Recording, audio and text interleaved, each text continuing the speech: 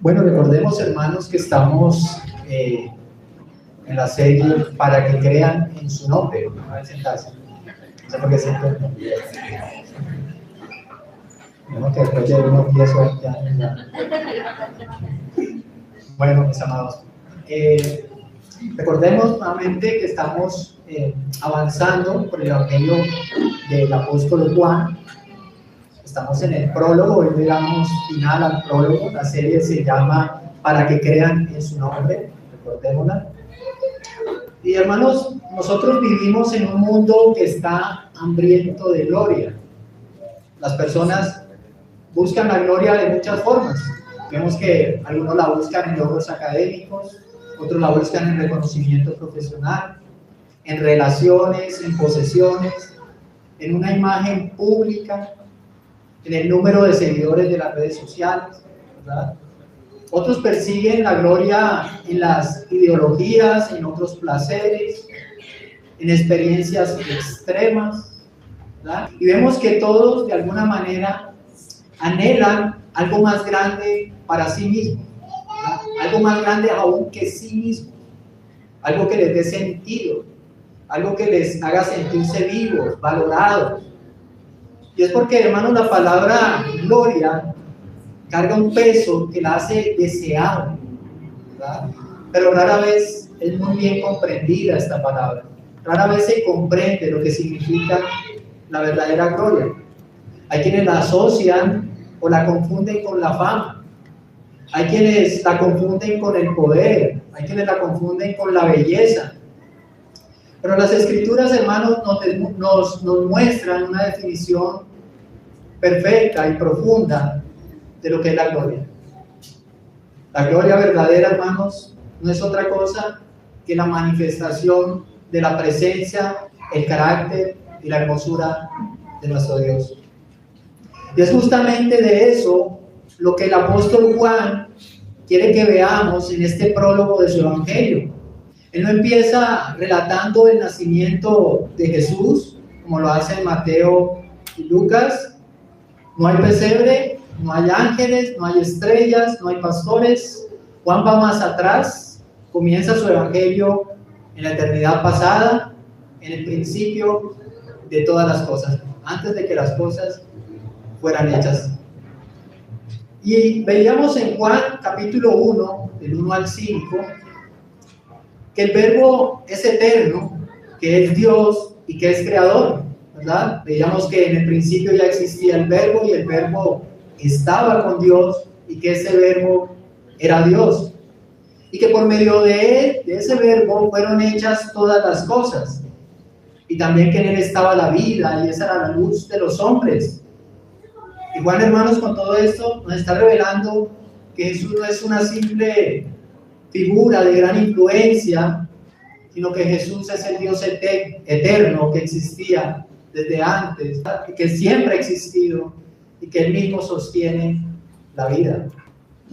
Y en los versículos del 6 al 13 de este Evangelio, capítulo 1, se nos confrontaba con una paradoja, ¿verdad? Aunque Cristo, la luz verdadera, vino al mundo, dice que el mundo no lo conoció, vino a los suyos, pero los suyos no le recibieron.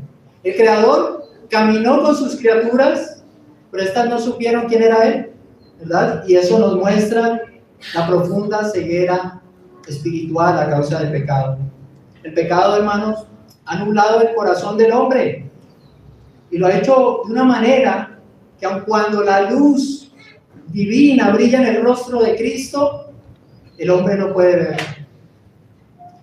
Mas sin embargo, hermanos, en medio de esa oscuridad, Juan nos dice algo que es maravilloso.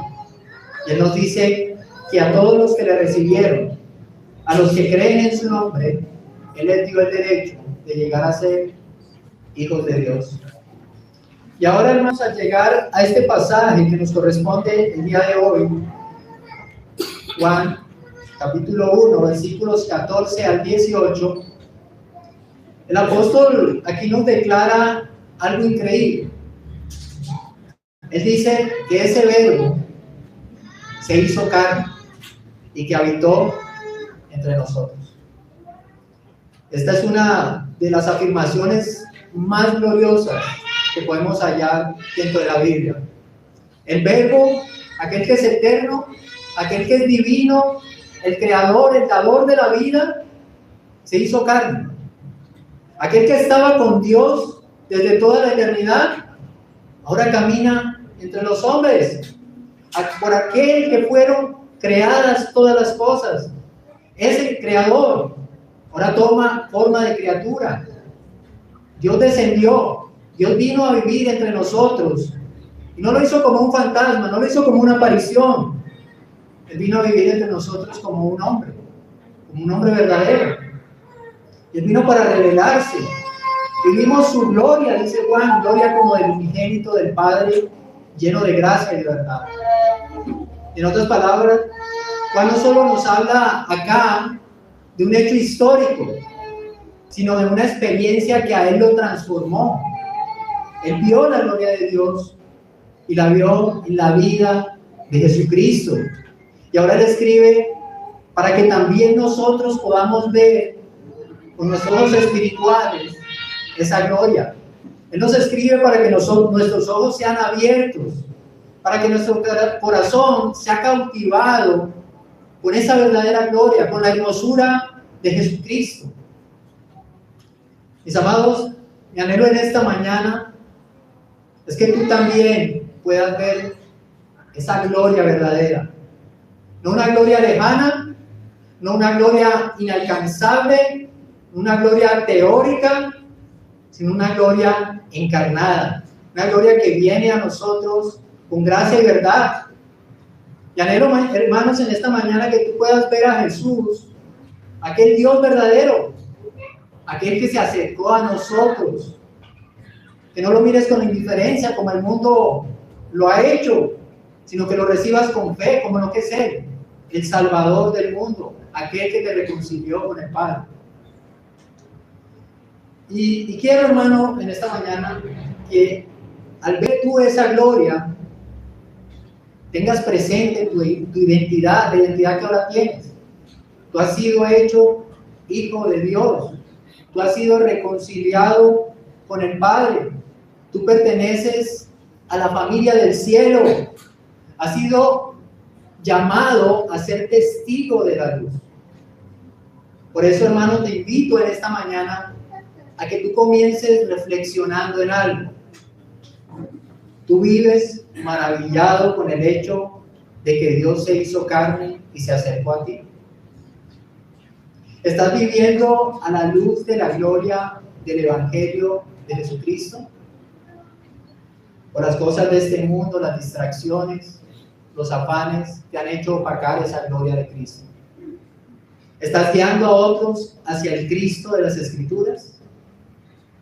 ¿Estás guiando a otros hacia el único que puede salvar? Hermano, Juan escribe este Evangelio para mostrarnos a Jesucristo. Y el Espíritu Santo ha preservado este Evangelio, hermanos, para que tú y yo, siglos después de que fue escrito, podamos decir con convicción: vimos su gloria, gloria como del unigénito del Padre, lleno de gracia y de verdad. Y este sermón, hermanos, lo he dividido en 5 puntos. La encarnación, versículo 14, primera parte. La gloria del Hijo, versículo 14, segunda parte. El testimonio, versículo 15.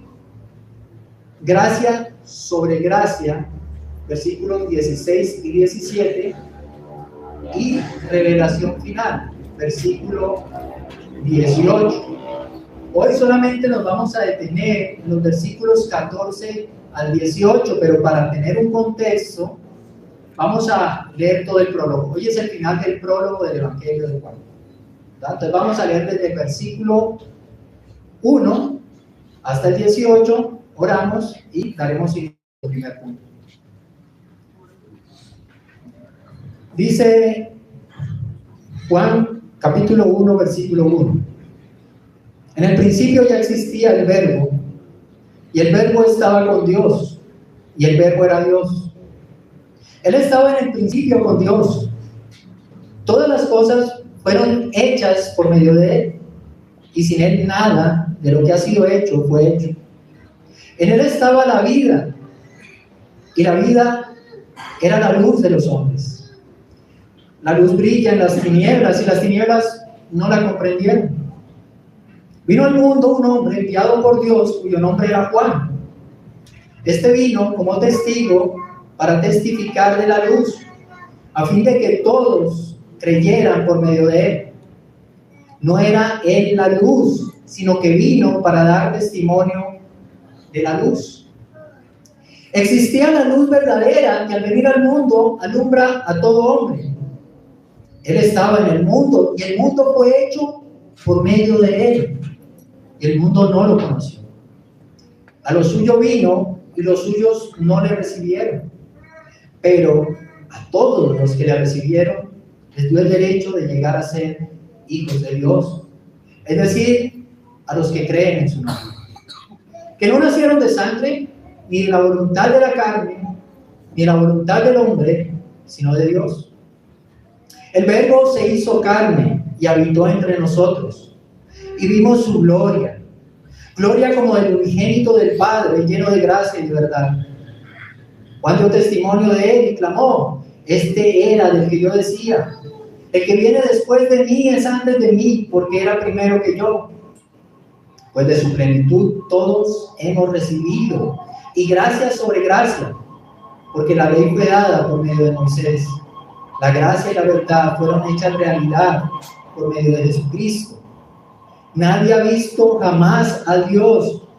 El unigénito de Dios que está en el seno del Padre, Él lo ha dado a conocer. Amén.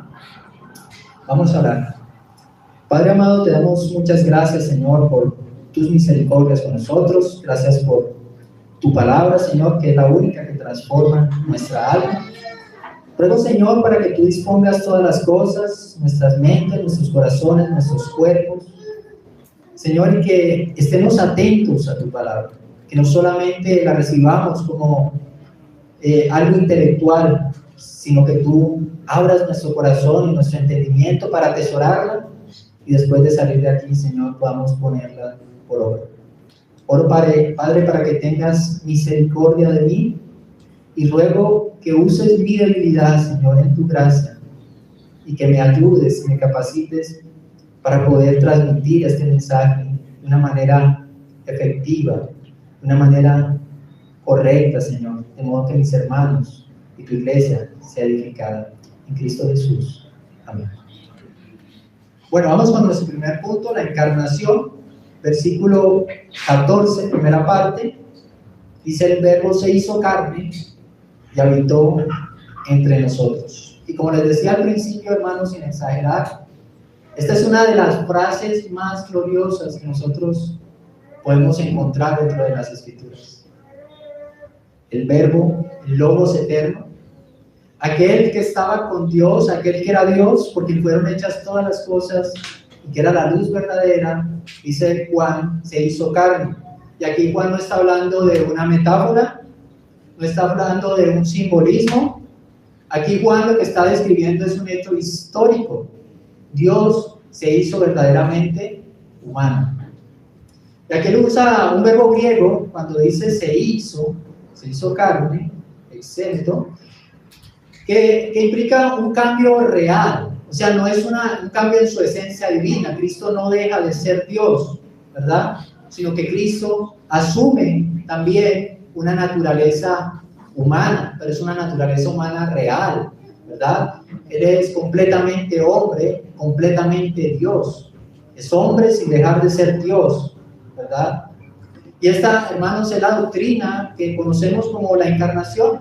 El eterno Hijo de Dios, la segunda persona de la Trinidad, entra en el tiempo y el espacio como un ser humano. Y no solo apareció, o sea, no es una aparición, no es que haya tomado forma de hombre temporalmente, sino que aquí dice que se hizo carne. Y se hizo carne con todo lo que implica esto. Implica debilidad, sufrimiento, hambre, cansancio, fragilidad. Y esto es increíble, hermano. El Creador entra en su creación. Aquel que es infinito entra en lo finito. El que sostiene todas las cosas con su poder, ahora es sostenido en los brazos de su madre, ¿verdad? Tú puedes contemplar la gloria de esto.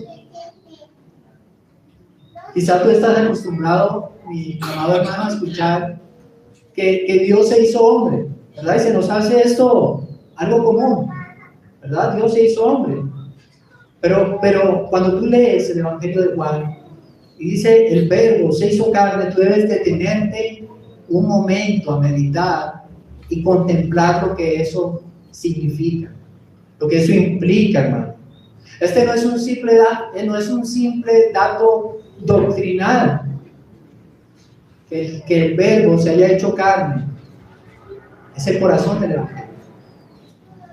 Dios vino a buscar. Dios compartió tu humanidad. Dios se acercó a tu miseria para salvarte. Ahora, hermano, la pregunta que surge aquí es: ¿tú vives agradecido con este acto de humildad del Señor? Tu adoración, cuando tú adoras, refleja una adoración que está asombrada por lo que Dios ha hecho. Hermano, no dejes que esta verdad se quede solamente en los libros. No dejes que esta verdad solamente quede en las páginas de la Escritura cuando tú la lees. Deja que te lleve esta verdad a los pies de Cristo. Medita en ella. Deja que esta verdad, hermano, te impulse a vivir con humildad, como aquel que estaba en los cielos, se despojó a sí mismo para hacerse hombre, para humillarse. A veces tenemos tantos orgullos en nuestra vida, pero este, que es el Creador, el dueño de todas las cosas y que sostiene todas las cosas con su poder, se hizo como una de sus criaturas. Hermano, que esta verdad te acerque también a otros con la misma gracia que Dios se ha acercado a ti. A veces nos acercamos a las personas para evangelizarlas despiadadamente, ¿verdad? El evangelismo también es humildad, ¿verdad? Es condescendencia, de la misma forma en que Dios se acercó a ti y ha condescendido contigo. Él lo hizo en humildad, como un siervo. Y Juan nos dice que el verbo descendió no como espíritu, sino como carne. Y esta es una palabra que en el mundo judío y griego estaba cargada de connotaciones negativas. Porque carne, ¿qué les venía a la mente cuando se hablaba de carne? Debilidad, mortalidad, pecado. Sabemos que Cristo no pecó, pero a ellos se les venía todo eso a la mente, ¿verdad? Por lo tanto, hermanos, no hay un término más preciso para expresar lo profundo de la encarnación que este término que Juan usa.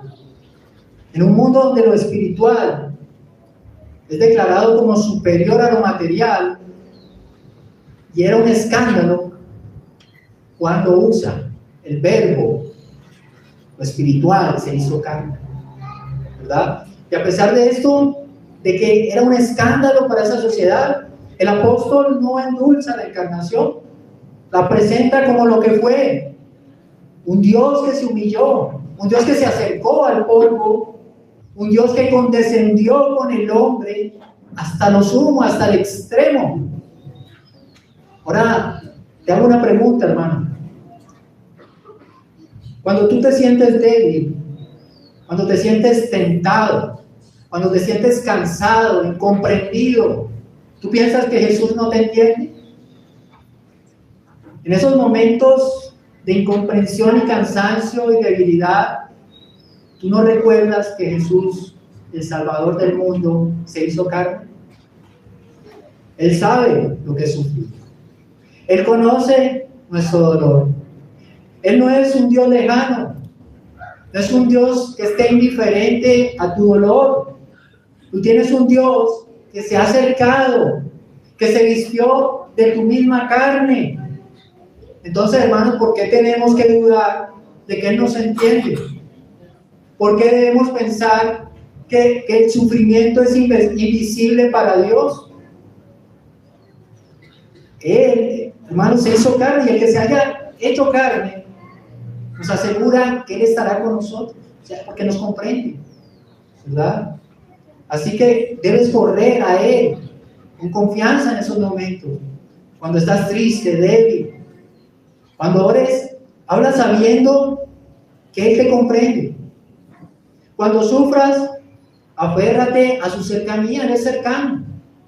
Cuando peques, recuerda que Él se hizo carne para llevar tu culpa y cubrirte con su gracia.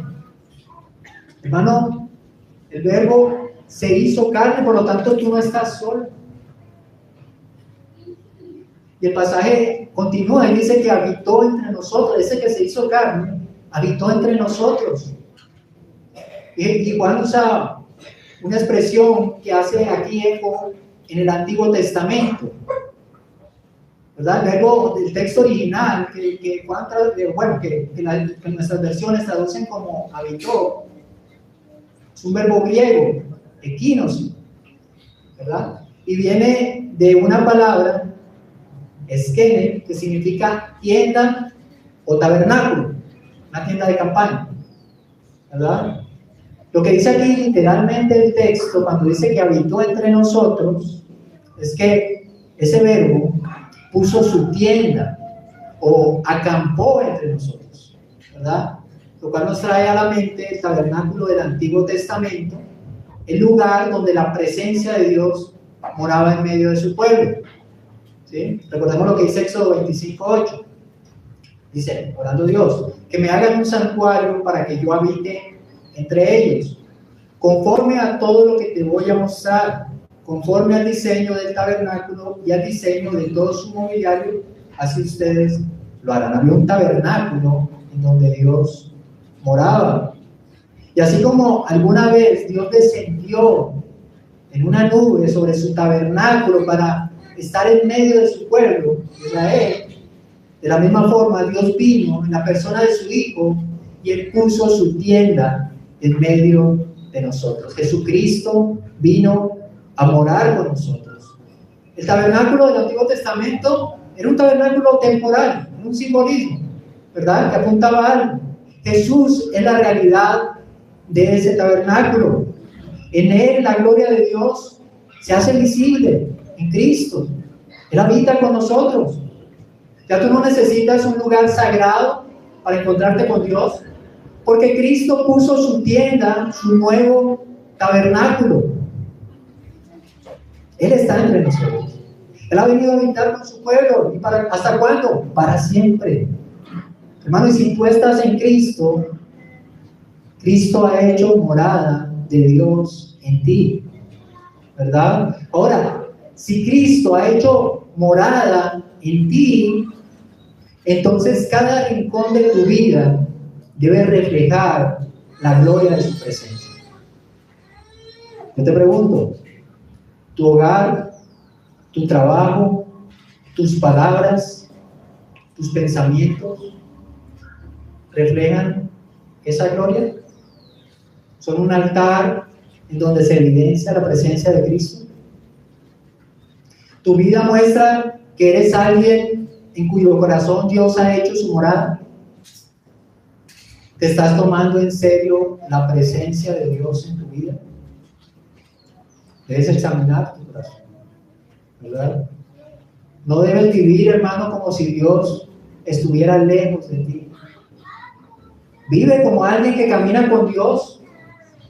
Tu vida no es un terreno común. Tu vida es tierra santa, porque Cristo habita en ti. Entonces, hermano, medita. ¿Cómo es tu vida cuando nadie te ve? Tú sabes que cuando nadie te ve, Dios te ve. ¿Estás adorando como alguien en donde mora Dios verdadero, el Dios vivo? Debes aprender a vivir consciente de la presencia de Dios en tu vida, hermano. Él no es un Dios distante. Él no es un Dios que esté lejos. Es un Dios que se ha acercado. La pregunta que surge aquí es, ¿tú te has acercado a Él? Y esto da paso, hermanos, a nuestro segundo punto. La gloria del Hijo. Versículo 14, segunda parte. Vimos su gloria como el unigénito del Padre, lleno de gracia y de verdad. Cuando Juan dice aquí, vimos su gloria, Juan no está hablando en sentido figurado. Él no está usando un lenguaje poético para que quede bonito el Evangelio. Él está hablando como un testigo ocular, ¿verdad? Alguien que realmente estuvo allí con Jesús. Y la palabra también griega que él usa aquí es una palabra que implica una mirada atenta, contemplación, una mirada profunda, ¿verdad? Lo que Juan está diciendo aquí no es que un vistazo superficial fue lo que echó, no. Juan nos está diciendo, lo vimos con nuestros ojos, ¿verdad? Pero ¿qué vieron ellos con los ojos del corazón? ¿Quién era él realmente? Su verdadera gloria. Lo que vieron no fue una gloria como la que vio Moisés en el monte Sinaí, donde había rayos y fuego, es verdad. Pero fue una gloria mucho más sorprendente la que pudieron ver los apóstoles. Era una gloria que estaba envuelta en carne humana. Una gloria que se manifestó en humildad, en compasión, en palabras llenas de verdad, en una vida de obediencia. ¿Y saben esa gloria dónde alcanzó el punto más alto? En la cruz. La gloria de Cristo, hermanos, no fue una gloria como muchos esperaban, ¿verdad? Cristo no vino con poder político. Cristo no vino haciendo espectáculos. Una gloria diferente, pero una gloria real. Era una gloria tan real que los que la pudieron observar con los ojos del alma, la vieron, ¿verdad? Tenían ojos para ver y pudieron ver. Y cada vez que Jesús sanaba, cada vez que enseñaba, cada vez que amaba, cada vez que perdonaba, allí estaba brillando la gloria de Dios hecho hombre. Y la gloria de Cristo, hermanos, no siempre brilla como el mundo espera. No es la de una corona de oro. La gloria de Cristo, la que mostró en esta tierra, fue una cruz de madera. Ahora, debes preguntarte, mi querido hermano, ¿tú eres capaz de ver esa gloria? ¿Tú puedes reconocer su belleza, la belleza de esa gloria, en donde otros solamente ven debilidad? Muchos persiguen la gloria por emociones. Muchos persiguen la gloria en éxitos personales, éxitos de esta vida. Pero la verdadera gloria, hermanos, es la gloria que transforma el corazón. Y solo esa gloria de Dios hecho carne puede verse a través de los ojos de la fe. Y para ello, hermano, tú debes orar para poder verla con esos ojos. Señor, abre mis ojos. Déjame ver como Cristo es realmente. Haz que mi corazón se deleite en la verdadera hermosura de Cristo. Y cuando tú veas esa gloria, haz que tu vida refleje que has visto esa gloria. Que sea reflejada en tu carácter, que sea reflejada en tu servicio, que sea reflejada en tu amor por el prójimo. Que esa gloria se refleje en tu manera de vivir para Él. Que esa gloria se refleje en una vida para otro y no para ti mismo. Porque quien ha visto a Cristo, hermano, ya no puede vivir igual. No puedes decir que has visto a Cristo y seguir revolcándote en las miserias de tu pecado. La gloria de Cristo, hermanos, es una gloria que transforma. Y dice, ahora Juan aclara qué tipo de gloria ha visto. Y él dice, gloria como el unigénito del Padre. La palabra aquí unigénito, no significa el único creado. Aquí lo que significa unigénito es único en su clase, ¿verdad? El único Hijo eterno del Padre, con el cual comparte la misma naturaleza, vino, se hizo carne y nos mostró su gloria. La gloria que Cristo nos revela, hermanos, no es una gloria prestada, como si alguien le hubiese dado de su gloria a Él por un tiempo. No. La gloria de Cristo es una gloria que Él tiene por derecho divino.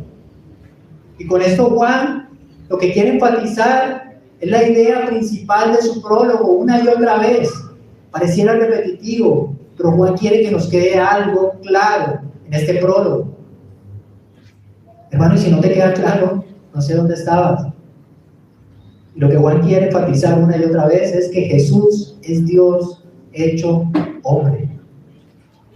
Ver a Cristo, hermanos, es ver al Padre. Honrar a Cristo es honrar al Padre. Amar a Cristo es amar a Dios. Vivimos en un mundo que constantemente minimiza a Jesús. Un mundo que pone a Jesús al nivel de cualquier líder religioso, de cualquier personaje histórico. Hermano, pero tú no debes hacerlo de esa manera. Yo te pregunto, ¿sigues viendo su gloria como lo más valioso de tu vida? A pesar de cómo el mundo trata de minimizar a Cristo. No basta con tener una idea correcta de quién es Cristo. Lo que tú necesitas es una visión viva de su gloria, una visión real.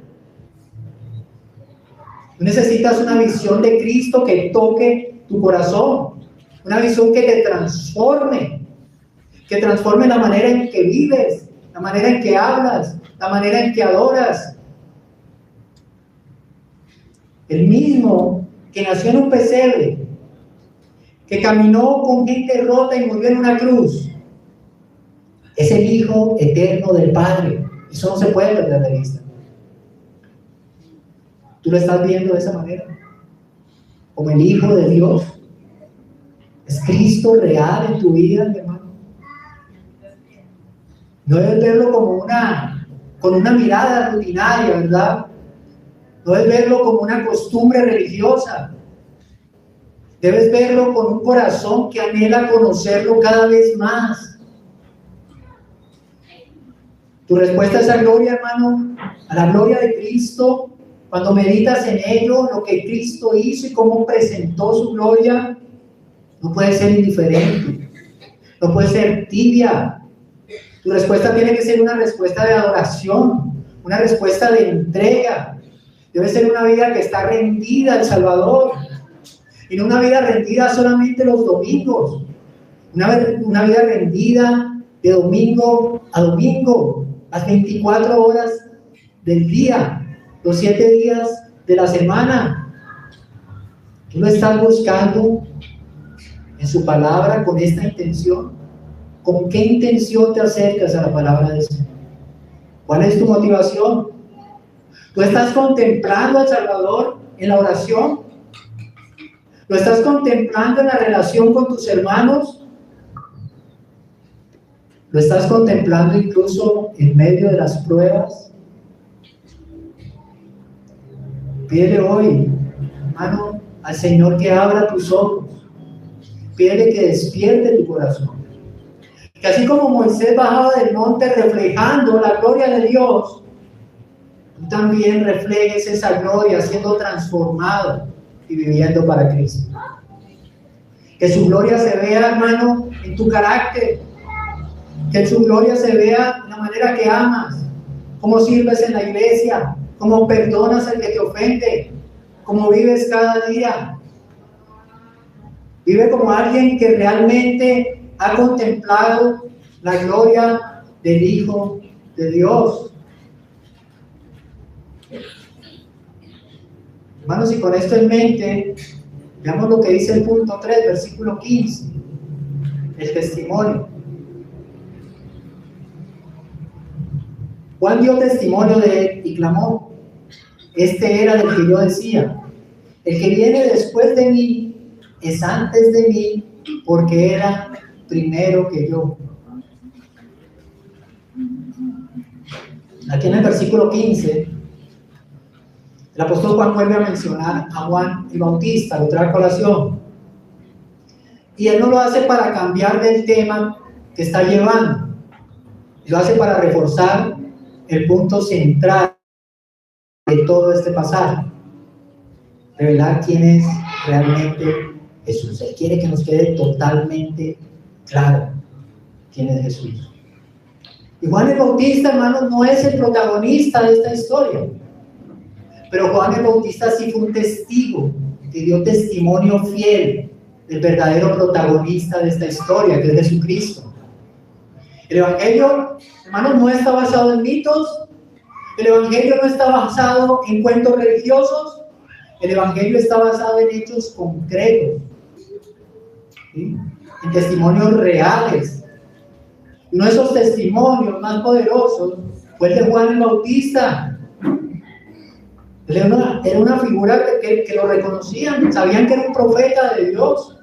Unos fariseos se acercaban a Juan, le preguntaban que si era el Cristo, era alguien que conocían, ¿verdad? Y Juan aseguró, hermanos, que Jesús era superior a él. Juan habla con claridad: el que viene después de mí es antes de mí, porque era primero que yo.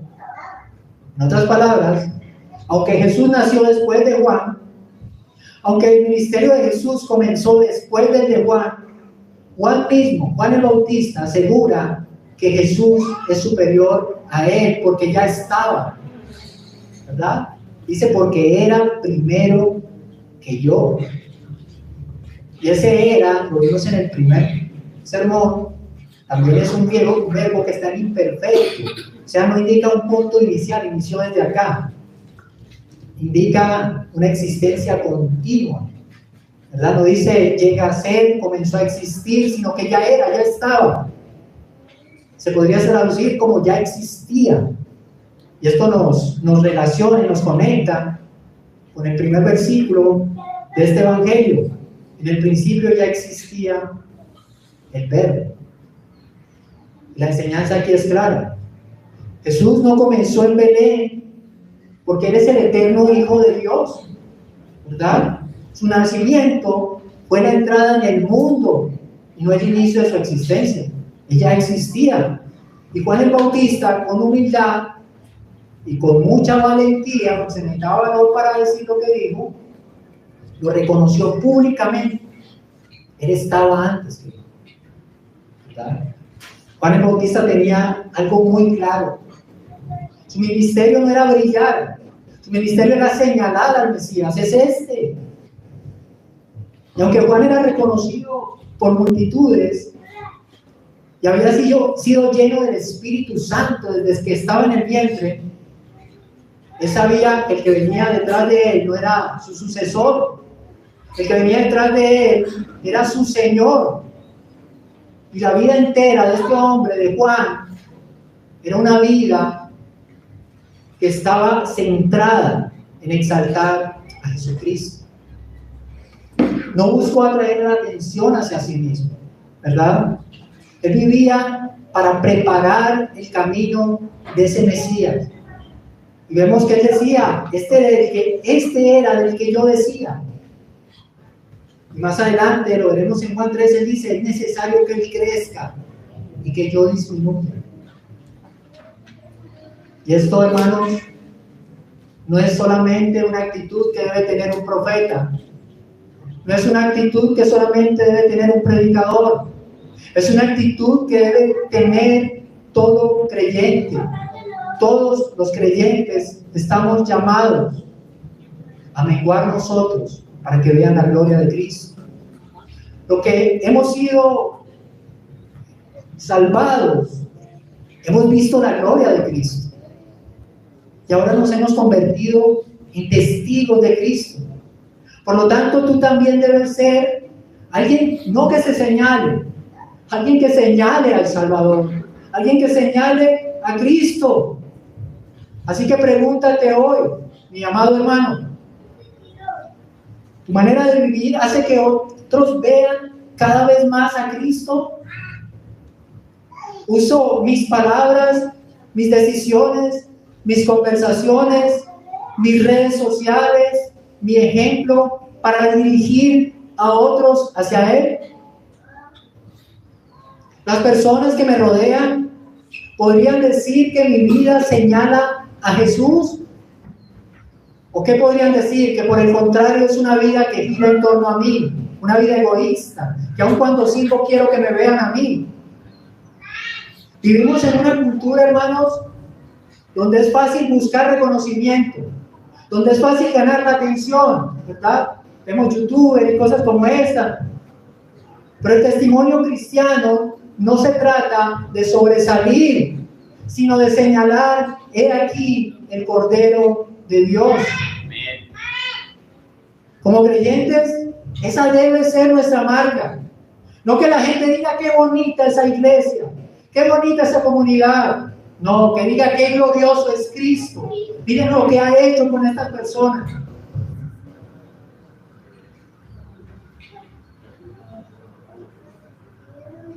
Hermanos, que nuestras reuniones, que nuestra forma de servir, que nuestras relaciones, todo esté centrado en Él, en Jesucristo. Porque esta sigue siendo la gran misión de la iglesia. Y la gran misión de cada cristiano. Dar testimonio fiel de Cristo, exaltar su gloria, proclamar su grandeza, vivir de tal manera que muchos quieran conocerlo a Él, porque ven tu vida. Alguien me preguntaba el otro día, no sé cómo predicarle a un familiar, no me escucha.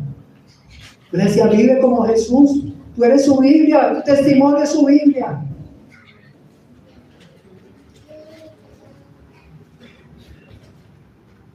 Y esto da paso al punto 4, hermanos. Gracia sobre gracia, versículos 16 y 17. Porque en su plenitud tomamos todos, y gracia sobre gracia.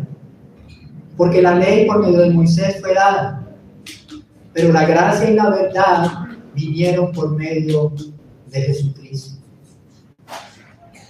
Y aquí el apóstol Juan nos lleva a contemplar la abundancia que fluye de Cristo. El Verbo que se hizo carne no vino a este mundo con escasez, vino lleno de gracia y de verdad. Y de esa plenitud dice que todos tomamos. De esa gracia, de esa verdad. La palabra plenitud te está sugiriendo aquí totalidad, integridad, algo completo. No hay deficiencia en Cristo. Todo lo que el alma humana necesita, lo hallamos en Cristo. Justicia para el culpable, paz para el afligido, luz para el que anda en tinieblas, vida para el que está muerto.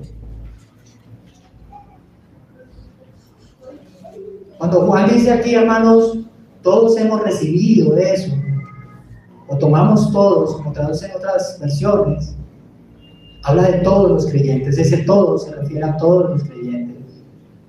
Se refiere a todos aquellos que han recibido a Cristo. Que no hay excepción entre los hijos de Dios. Todos hemos recibido de su gracia abundante. Y no porque lo merezcamos, sino porque Él es un derroche de gracia.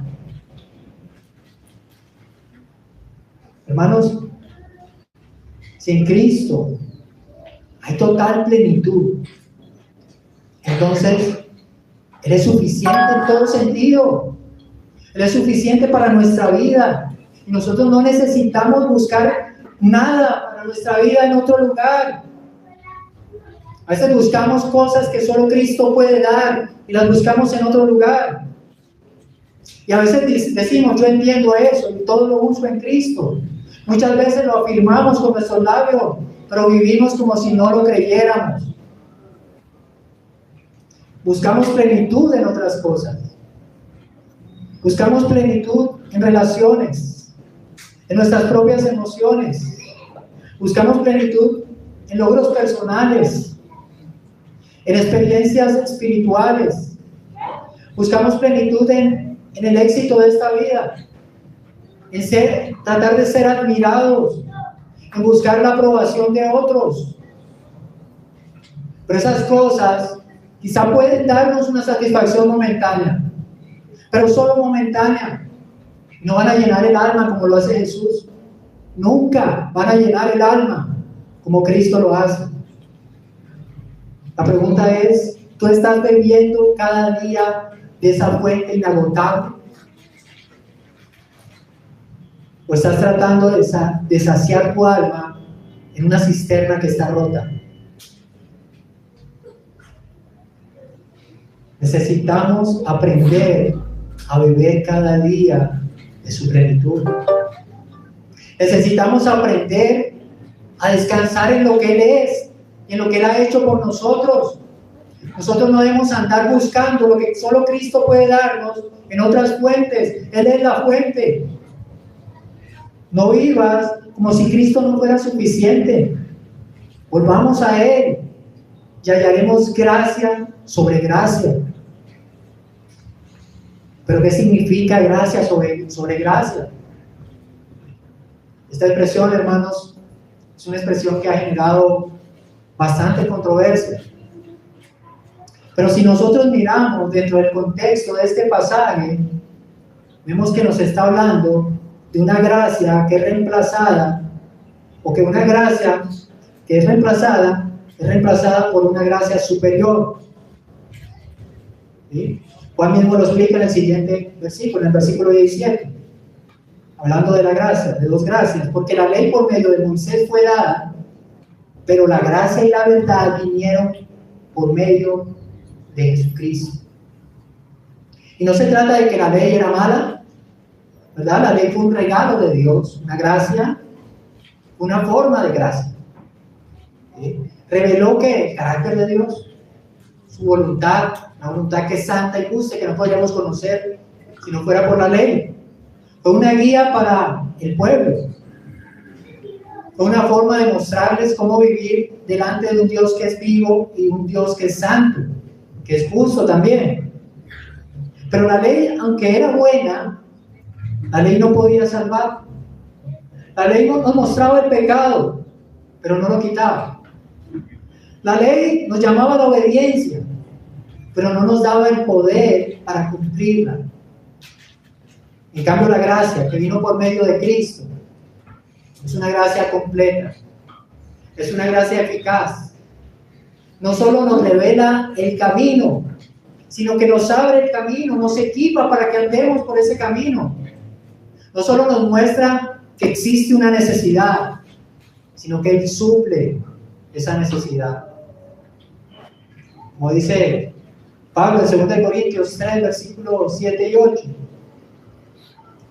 Dice, el ministerio de muerte grabado con letras en piedra fue con gloria, de tal manera que los israelitas no podían fijar la vista en el rostro de Moisés por causa de la gloria de su rostro, la cual se desvanecía. ¿Cómo no será aún más gloria el ministerio del Espíritu? Es decir, en Cristo, hermanos, recibimos una nueva y mejor gracia. Una gracia que no nos condena, nos justifica. Una gracia que no demanda solamente, sino que también nos capacita y nos transforma. Una gracia que no solamente nos señala el pecado, sino que lo quita. La vida cristiana, hermanos, no se trata de buscar ganarnos el favor de Dios. A veces tratamos de hacerlo con buenas obras. A veces tratamos de hacerlo con esfuerzos humanos. Pero el favor de Dios no se gana de esa manera, porque desde el principio hasta el fin, todo lo que Dios nos da es de pura gracia. Tú no empezaste tu camino cristiano con tus fuerzas y no terminarás tu camino como creyente a tus fuerzas. Es Cristo únicamente que puede darte el poder para hacerlo. Es Cristo aquel que te salvó. Ese es el mismo que te sostiene y lo hace cada día por medio de su plenitud, porque Él es suficiente. ¿Tú estás descansando en la gracia? ¿Estás cargando con pesos que Cristo ya llevó por ti? Este pasaje, hermanos, nos recuerda que nosotros no vivimos ya bajo una esclavitud, sino como hijos amados, hijos aceptados. Hemos sido libres por gracia. Cuando tú compartes el Evangelio con alguien, tú le compartes con esa claridad que es por gracia. Le quitas la carga que tiene. O sin darte cuenta, tu mensaje suena más como esfuérzate más que como Cristo lo hizo todo. El mundo no necesita más religión. El mundo no necesita más exigencias.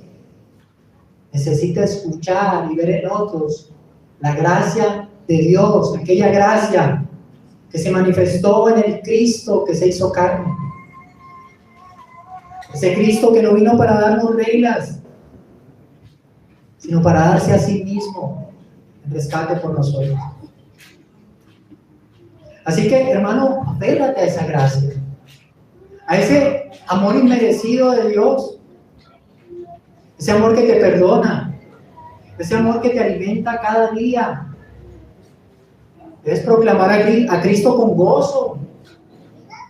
No hay otro mensaje diferente que pueda sostenernos en esta vida. Hacemos a veces nosotros mismos complicada la vida, hermano. Aprendamos a descansar en aquel que es suficiente. Y esto da paso, hermanos, a nuestro último punto. Revelación final, versículo 18. A Dios nadie le vio jamás. El unigénito Hijo que está en el seno del Padre, Él le ha dado a conocer. Esta versión final, hermanos, esta frase está en el versículo final del prólogo de Juan. Aquí estamos llegando a la conclusión del prólogo del Evangelio de Juan, ¿verdad? Recuerden que venimos desde el versículo 1 y hoy vamos hasta el versículo 18, hoy termina el prólogo. Y hemos tenido 3 sermones diferentes para exponer el prólogo. Y todo lo que hemos venido diciendo sobre el Verbo que se encarnó, que dice que existía desde el principio, que se hizo carne, que está lleno de gloria, que está lleno de gracia, llega a su punto más alto en esta afirmación. Jesucristo es quien nos revela plenamente a Dios. Y con estas palabras, Juan quiere recordarnos algo que es fundamental. El Dios que es invisible, en su esencia, en su plenitud, no podemos verlo por nosotros mismos. No podríamos haber conocido a Dios en su gloria, porque nadie lo ha visto, ¿verdad? Si Cristo no hubiera venido. Moisés pidió ver su gloria, que vio un pequeño reflejo. Isaías tuvo una visión de la gloria de Dios y dice que quedó devastado por su santidad, y fue solo una visión. El apóstol Pablo dice que la luz de Dios es inaccesible, no podemos ver, ¿verdad? Y el punto aquí es que el hombre por sí mismo no puede ver y conocer completamente a Dios. Nuestra mente es limitada, nuestro corazón está nublado por el pecado. Dios es infinitamente glorioso. Es como si nosotros intentáramos ver el sol a mediodía. No podríamos hacerlo, ¿verdad? Pero Juan dice, el unigénito Dios que está en el seno del Padre. Bueno, nos lo ha dado a conocer. Y él habla aquí del unigénito Dios, ¿verdad? Y aquí viene la buena noticia, hermanos. Aunque nadie ha visto jamás a Dios, y ningún hombre podría conocerlo, hay uno que sí lo ha visto.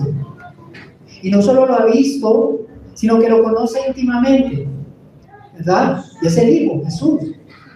y Él es llamado aquí el unigénito. Y esta palabra unigénito no quiere decir creado, sino que tiene una relación con el Padre, una relación eterna, llena de amor, de comunión, ¿verdad? Por lo tanto, cuando dice el unigénito que está en el seno del Padre, esto nos está hablando de una cercanía profunda. Nos está hablando de un hijo que es amado y que está abrazado en el regazo de su Padre. No se trata de una relación criatura-creador, sino de una comunión íntima dentro de la Trinidad. Jesús no es un mensajero más, hermanos. No es alguien que simplemente sabe algo de Dios. Él es el Hijo eterno de Dios, que siempre ha estado en eterna comunión con el Padre. ¿Qué significa esto? Que solo Jesús puede darnos a conocer verdaderamente al Padre, porque Cristo lo conoce íntimamente. Dice el pasaje precisamente, Él lo ha dado a conocer. Ese unigénito de Dios lo ha dado a conocer. Y esa palabra dar a conocer también tiene una connotación muy interesante, porque la palabra griega que se usa para dar a conocer es exegeomai, y esa palabra es de donde viene exégesis, ¿verdad? Y sabemos que exégesis se refiere a una explicación, una interpretación completa. Por lo que yo estoy haciendo aquí es, tuve que hacerle una exégesis a este pasaje para poder explicarlo. Y hermanos, ¿tú sabes lo que significa eso, hermanos? Significa que Jesús es el exégeta del Padre. Él es la explicación de Dios. Él es la mejor manera en que nosotros podremos conocer a Dios. Porque Jesucristo es la encarnación de Dios. Cuando vemos a Cristo, vemos al Padre. Lo vamos a estudiar en Juan 14. Si quieres conocer el carácter de Dios, escucha y mira a Jesús. Cuando tú miras la sabiduría, la compasión, la justicia, el perdón, allí nosotros que estamos viendo el corazón del Padre. Hebreos 1 expresa esta verdad de una forma paralela. Vemos en Hebreos 1, versículos 1 al 3, que dice lo siguiente: Dios, habiendo hablado hace mucho tiempo, en muchas ocasiones y de muchas maneras a los padres por los profetas, en estos últimos días nos ha hablado por su Hijo, a quien constituyó heredero de todas las cosas, por medio de quien hizo también el universo. Él es el resplandor de su gloria, hablando de Cristo, y es la expresión exacta de su naturaleza. Y este versículo que nosotros estamos estudiando, de Juan, versículo 18, el primer capítulo, nos invita a que nosotros, hermanos, hagamos una pausa, a que meditemos, nos preguntemos a qué Dios nosotros estamos mirando. ¿Conoces al Dios verdadero que ha sido revelado a través de Jesucristo? Vivimos en un mundo lleno de imágenes distorsionadas de Dios, ¿verdad? Algunos no me imaginan a Dios, un juez que todo el tiempo está bravo. Otros lo ven como un Papá Noel, que puede darle cosas a todo el mundo. Otros lo ven como un abuelo complaciente que nunca corrige. Otros como una fuerza lejana que no le interesa nuestra vida. Pero si tú quieres conocer a Dios verdaderamente, tú debes mirar a Cristo. No hay un camino alterno que nos lleve a Dios. Y Juan lo deja claro aquí. A Dios nadie le dio jamás. Solo el Hijo que descendió del cielo lo conoce profundamente. Y solo Cristo lo puede dar a conocer. Y este versículo, hermanos, es glorioso, porque desarma cualquier idea que nosotros podamos llegar a tener acerca de Dios, que podamos creer que hay un medio diferente en el que podamos conocer a Dios. No hay un medio diferente a Jesús. A Dios no se le encuentra ni en el esfuerzo humano, ni en el misticismo, ni en otra espiritualidad, ni en la filosofía, ni en nuestra imaginación.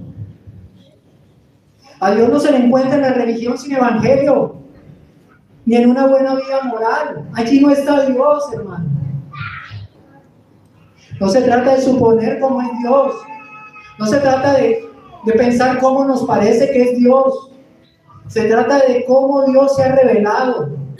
Y Él lo ha hecho a través de Jesucristo. Y eso cambia completamente la manera en que nosotros compartimos nuestra fe. La gente no necesita solo creer en Dios de manera general, no que hay un Dios y ya, necesita conocer al Dios verdadero, al Dios que se ha revelado en Cristo. Un mensaje sin Cristo, hermano, puede sonar bonito. Un mensaje sin Cristo puede sonar muy religioso, pero un mensaje sin Cristo no salva. Por eso nosotros predicamos a Cristo, porque Dios se ha hecho cercano, Dios se ha hecho comprensible. Su amor, su compasión, su verdad, ¿cómo se han hecho visibles? Solo a través de Jesús. Nuestra comunión con Dios, hermanos, ¿de qué depende? De nuestra comunión con el Hijo de Dios. ¿Tú anhelas conocer más a Dios? ¿Quieres saber cómo es Dios? ¿Quieres crecer espiritualmente? Entonces mira cómo Jesús trata al pecador arrepentido. Ahí estás conociendo a Dios. Mira cómo responde con compasión al enfermo y al rechazado. Mira cómo enfrenta la injusticia con la verdad. Mira cómo sin egoísmo llama con paciencia, con gracia. Solo hay una verdad sencilla: conocer a Cristo. Así que no te conformes con una idea general de Dios en tu vida. No te quedes con una fe superficial. Mira a Cristo, ama a Cristo, síguelo, conócelo cada día más. Porque Cristo es Dios. El Dios que vino a hacerse visible para que tú lo puedas conocer de verdad. Y para concluir, hermanos, el prólogo de Juan, que hemos estudiado desde el versículo 1 hasta el 18 durante todos estos domingos, nos ha conducido desde la eternidad hasta el corazón de nuestra salvación, ¿verdad? Nos ha llevado al Verbo eterno, aquel Verbo que es Dios, a la luz verdadera que vino a iluminar un mundo que se encontraba en la oscuridad. Nos ha llevado al Hijo de Dios, que tiene poder de hacernos hijos de Dios, al Cristo lleno de gracia y de verdad, que vino para rescatarnos, y al único que ha visto al Padre y que nos lo ha revelado con plenitud. Y este es el Evangelio glorioso. Este es nuestro Evangelio. Este es Jesucristo, nuestro Salvador. Y Jesucristo no es una figura del pasado, hermano. Él es el centro de nuestra vida hoy. Él nos sostiene. Él no solo vino a decirnos cómo es Dios. Él vino a mostrarnos a Dios con su vida, con su cruz, con su resurrección. Y si tú dices, hermano, que ya le conoces, entonces vuelve a mirarlo. Llénate cada vez más de su plenitud, porque es inagotable su plenitud. Descansa en su gracia y vive para que otros lo conozcan a Él. Porque no hay un mayor privilegio que ver al Dios invisible en el rostro de su Hijo Jesucristo. Hermanos, oremos de verdad para que podamos ver a Cristo. Demos gracias a Dios por su palabra. Amén.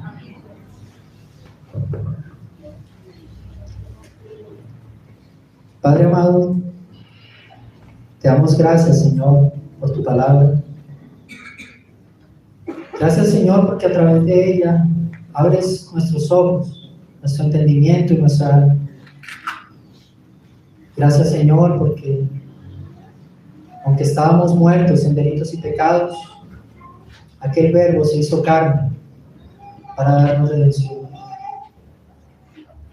Aquel Verbo que es la plenitud, en el que podamos hallar todo lo que nuestra alma necesita. Ayúdanos a ser fieles, Señor. Ayúdanos a ver en Cristo, en su rostro, en el brillo de su gloria, Señor, tu rostro. Ayúdanos a vivir como Cristo. Y ayúdanos a mostrar a otros a Cristo. Alabado sea tu nombre, en Cristo Jesús.